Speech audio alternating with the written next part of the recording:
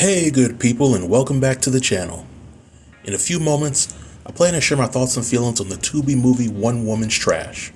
But before I get into things, if you like Tubi movie reviews and you enjoy my content, feel free to hit that like button or subscribe to the channel if you haven't already. So without any further delay, let's jump right in. The movie One Woman's Trash is a movie that takes the concept of one man's trash is another woman's treasure and reverses the roles. The movie follows the story of Ryan and Adam. Adam is what some may consider a high-value man. He works countless hours as a screenwriter, he pays all the bills in the household, and he's willing to financially and emotionally support Ryan in whatever she wants to do in life. However, there is just one small issue, and that's Adam's girlfriend Ryan. Ryan is what Iyanla Vanzant would call a nasty, vile gutter snipe straight from the hood.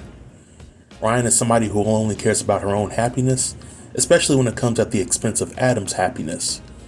She has no desire to work, yet she wants to spend all of Adam's money on her own selfish desires. Ryan even went as far as to refrain from giving Adam some cheeks for several months, only to announce that she was pregnant and pretend like Adam was the father of the baby. The math wasn't mathin', and Adam eventually got tired of Ryan's shenanigans. Ryan ends up moving in with her side dude Brian, while Adam moves on with his life and marries another woman who is fully devoted to being the best wife she could be to him. This is when the tables are turned, and Ryan has to get two jobs to pay some of the bills, while her side dude lays up in the house and cheats on her every chance he gets. So with the summary of the movie out of the way, if I had to rate this movie on a scale of 1 to 10, I would give it a solid 6. I think that the acting performances were somewhat solid, and when I found out that Nakia Briggs was in the movie, I knew that based on some of her past movies on Tubi, that this movie would do a great job at putting her assets on display, as well as having her character get revenge on somebody in the movie. I think that the overall writing in this movie was okay. I was completely on board with the movie and how the storytelling was unfolding, until Ryan met up with Adam 4 years after breaking up. Instead of wishing Adam well in his future endeavors, she chooses violence and tries to destroy Adam's world. I think that the twist in the movie was somewhat unnecessary because it shows that Ryan really didn't learn her lessons after everything that she had went through. And if Ryan didn't learn her lessons, then how could this movie be used as a teaching tool to women out there who encounter good men and take them for granted? Another issue that I had with the movie was the lack of aging after the time jump. In the movie, after Ryan leaves Adam, there's a time jump of 4 years. Yet all the actors look exactly the same after the time jump in terms of hairstyles, facial hair, and weight. I know this might be a nitpick, but paying attention to the simple things like this can really elevate the quality of a movie. But I will give kudos to the movie for the sound editing and the overall quality of production, because it was indeed a good movie. Now there were a few additional things that I wanted to discuss.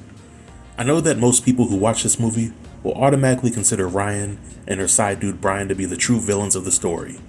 But in my opinion, the real villain in all of this is Ryan's friend Tiara.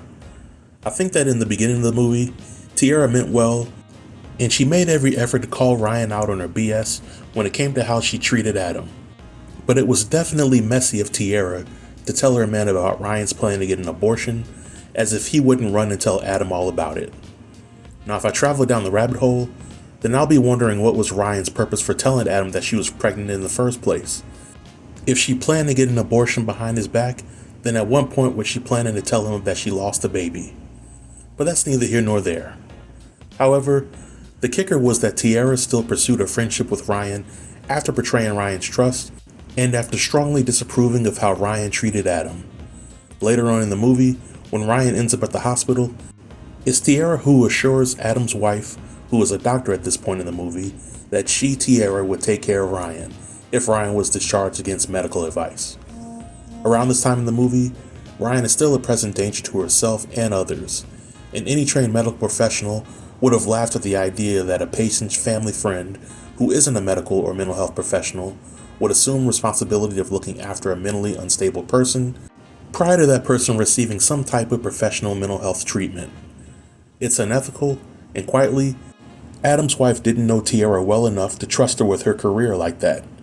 But Ryan is discharged, and she ends up committing a slew of felonies that have her sent to prison. At the end of the movie, Tierra, who is now a lawyer, tries to represent Ryan in an effort to get Ryan's prison sentence reduced. You see, good people, not only did Tierra's actions lead to Adam's wife losing her medical license, but it led to several people getting severely hurt. And she's still trying to get Ryan's time reduced? Where's the shame in any of this? And secondly, I want to circle back on my thoughts on how the movie ended. The character Ryan, in my opinion, had absolutely no redeeming qualities about her. She completely took advantage of Adam, and towards the end of the movie, we learn that there might be a possibility that she won't be held accountable for her crimes due to a loophole that Tierra planned to expose at Ryan's appeal.